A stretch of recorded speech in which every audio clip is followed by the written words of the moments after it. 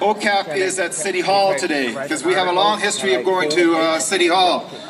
But what you have to understand is that there's also in this city a long, long history of resistance, and people have fought around hostile conditions for centuries. So for instance, if you were to go behind this City Hall here, in the 1890s there was a stone yard that was there. And the men who stayed at the House of Industry had to break stone for their food and shelter, 3 to 6 hours. And what did they do? They organized. And they actually went to jail, trying to say this is not fair. There's lots and lots of accounts. They were organizing around hostile conditions, outrageous hostile conditions in the house industry, way back in the 1880s and 90s.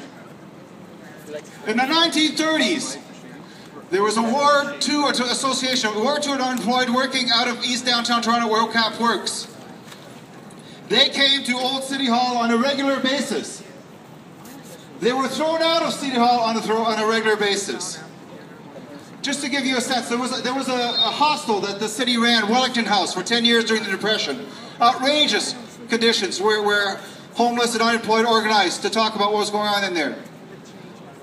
So this is what happened at City Hall in the summer of 1934 when Ward 2 unemployed went to City Hall. It's a very short paragraph to give you a sense of how they fought.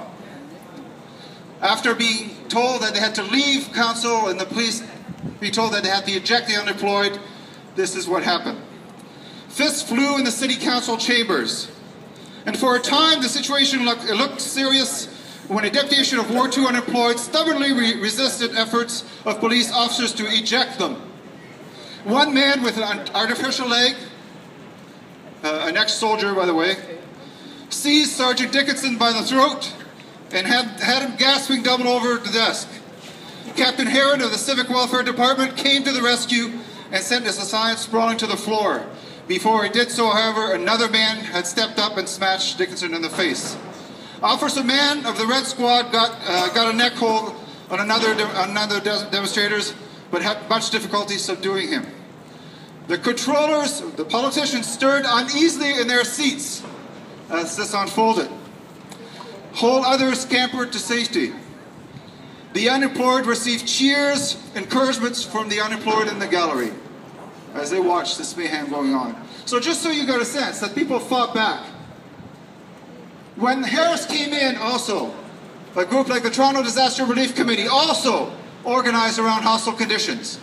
They exposed the awful, awful conditions that existed in city hostels, like 110 Edward, and also Council Fire. Council Fire was a tough place for a long time.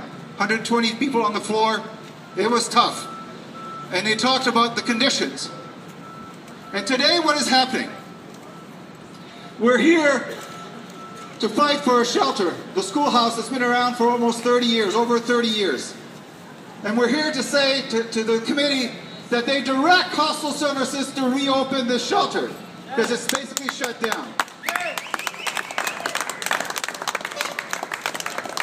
And what is the context in which we're doing this? On June 3rd, about 2 in the morning at Seton House, a fight broke up on the second floor in one of the dorms. Out of that incident, what people described, people heard screams. This is 2 in the morning. People heard screams. A vicious, vicious beating. Someone got beaten up with a fire extinguisher and was put in the hospital. When people came out of the dorms, they saw blood everywhere. And the man, as far as we know right now, last few days we heard he was still in a coma, fighting for his life. As far as we know, that's what's going on. Now, what happens to those men who saw that night? Do you leave the hostel? Do you not come back the next day when you see that kind of violence? And what about who takes those beds, those 2 empty beds? Why are those beds empty? Do people talk about each other? Do you know what happened to that man who was in that bed yesterday? Do you know that could be me? Do you know that? Everyone knows that. And after that happens, what do we hear? We hear that someone is found dead on Parliament. A homeless man, as far as we know, they can't identify him. They don't know who he is yet. They've been there for 2 weeks. And that's what we find out, another death on the streets. Violence in the shelters. And what's the city's response? To shut down shelters. So the message we're bringing to the city today is, like hell are we going to watch our people die in the street. Like hell are we going to watch people get hurt in these hostels. And we're going to fight to make sure it's open. And lastly, you know what? In the end, no one wants hostels, to live in hostels. No one wants that. We all agree.